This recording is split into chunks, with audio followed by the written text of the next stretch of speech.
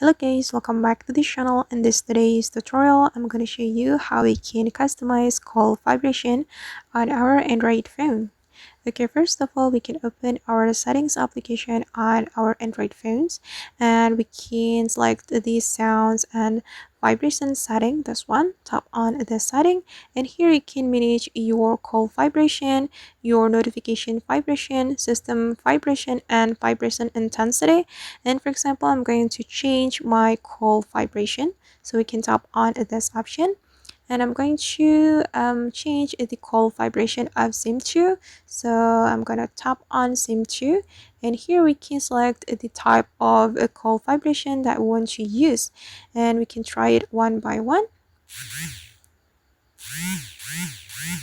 Okay, and for example, I'm just going to select this medium call vibration. Okay, and now the call vibration of my SIM2 has been changed, and for the SIM one, I'm going to select this heartbeat. Okay, and if you want to manage your notification vibration, you just need to click on this option. Then you can select the notification vibration that you want to use, and for the notification, I'm going to select this one.